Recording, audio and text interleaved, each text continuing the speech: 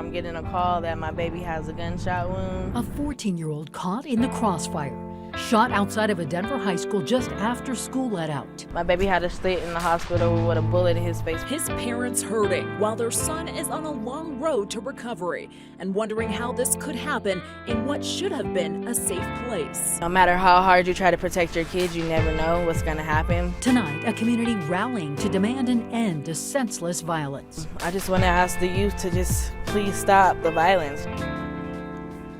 And that is where we start tonight. People gathering at Denver East High School calling for peace 1 week after a 14-year-old boy, an innocent bystander, was shot in the face. The shooting happened last Wednesday outside the Carla Madison Rec Center after class had been released for the day. And Denver police say there was a fight and that a man was also injured in the gunfire. And today, the injured teen's family spoke exclusively with Denver 7 CB Cotton, and they say he has a long road to recovery, CB. And that's right. I spoke to the family of 14-year-old RJ Harding here at East High School. They say the world knows their loved one as an innocent bystander. But after this story, they hope you'll also know him as a survivor.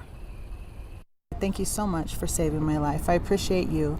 I want to pay you back in every way I can. Shelly Martinez says there's no debt to repay. You did so much for me. I'm so grateful you were there. You're my guardian angel. God bless you. Still, the 14-year-old she helped save wrote this letter. I'm glad I was able to be there for him. Last Wednesday, just after 4 p.m., Martinez was one of the Good Samaritans who rushed from work to help RJ Harding, an East High freshman who had just been shot in the face. Now, nearly a week later, Martinez got to hug the teen's loved ones. I am very thankful for Miss Martinez for reacting as fast as she did. RJ's mom, Brianna Harding, says her son has already had 2 surgeries to remove the bullet and its fragments. She says he'll have a 3rd surgery next week to reconstruct his jaw. No matter how hard you try to protect your kids, you never know what's going to happen. As RJ recovers, his mom is still processing how fast it all happened. She says her son had just grabbed some snacks while waiting for her to pick him up. She says he was walking outside the Carla Madison Rec Center with his girlfriend when he was caught in the crossfire. Denver police say RJ is an innocent bystander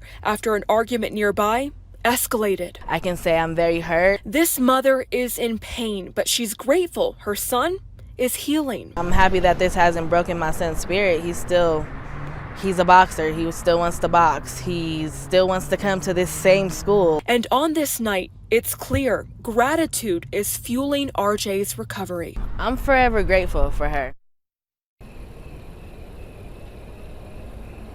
Denver police say at this stage in their investigation, no arrests have been made, but they're asking anyone with information to come forward and contact Crime Stoppers. Here tonight, family members made that same plea. Reporting live, I'm CB Cotton, Denver 7. CB, thank you. The parents of a man shot and killed by a Clear Creek County deputy are demanding accountability. Now that body camera video of the shooting is made public. A warning here, some of what you are about to see may be disturbing. Christian Glass was shot and killed back in June. His car got stuck in an embankment in Silver Plume, and he had called 911 for help. Well, he wouldn't get out of the car, and just over an hour after the first officer arrived, Glass was shot by a Clear Creek deputy. The sheriff's office said the killing was justified because Glass had tried to stab an officer. But the attorney for Glass's family says body camera video tells a different story, and that law enforcement were the aggressors. We have shown this to several police tactics experts, and every single one of them say it's a failure from start to finish. Christian's killing is a stain on Clear Creek County and on Colorado. It was a murder by a Colorado official. It cannot stand. It is not right. The Colorado Bureau of Investigation is investigating the shooting. We confirmed today the deputy responsible for Christian Glass's death has returned to duty. The Denver 7 investigative team has reviewed over 5 hours of body camera footage from that shooting, and you can find their full report right now over at denver7.com. Funeral services are set for Friday for fallen Arvada police officer Dylan Vakov. The police department says the procession will begin at 10 a.m. Friday at 80th and Wadsworth before ending at Flatirons Church. Vakov was shot and killed Sunday morning while on scene of a large family disturbance that turned into a shootout. The National Law Enforcement Officers Memorial Fund says Vakov is one of 49 officers shot and killed in the line of duty this year. 10 of those officers were killed responding to domestic disturbances like Vakov. But it is, without question, one of the most dangerous calls that a police officer can go on. It has been and continues to be. Sonny Almanza is the man charged with killing Officer Vakov. This evening, he was released from the hospital and booked into the Jefferson County Jail. The latest report on inflation shows prices cooling, but not by as much as hoped.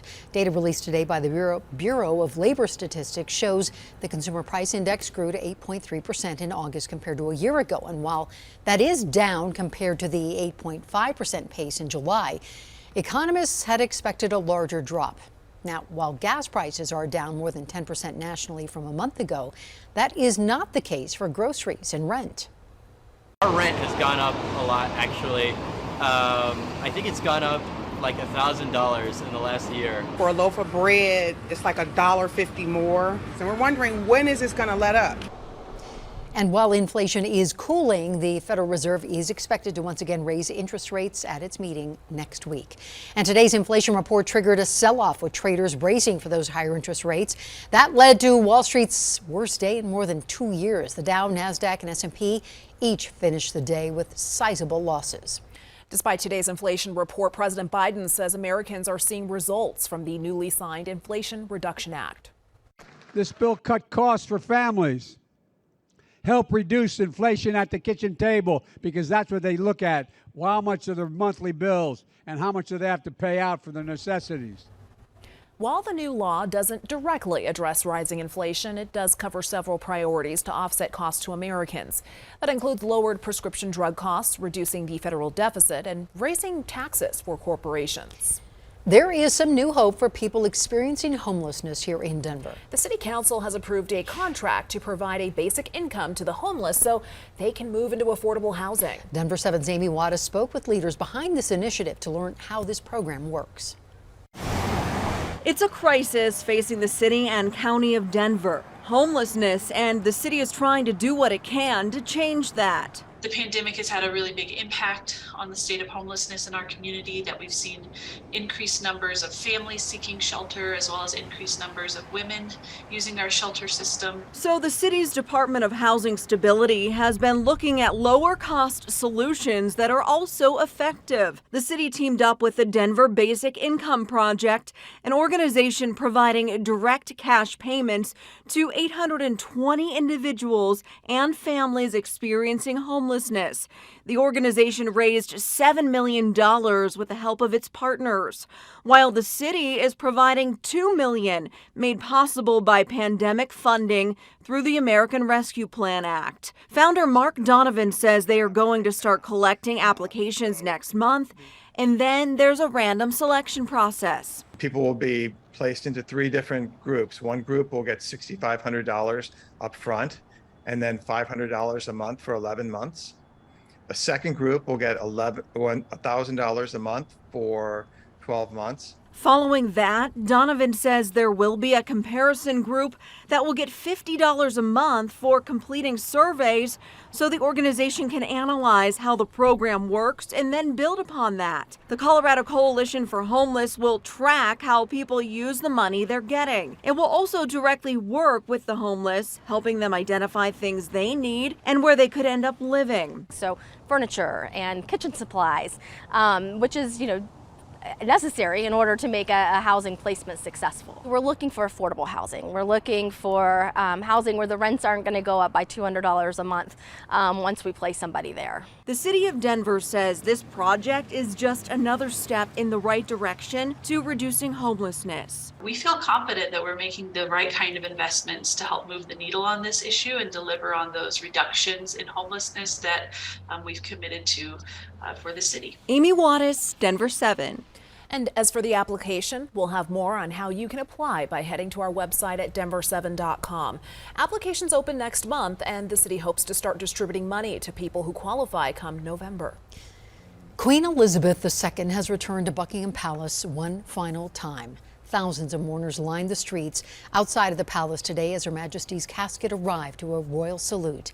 Thousands of mourners are also expected tomorrow as her body is taken to Westminster Hall, where it will lie in state for 4 days.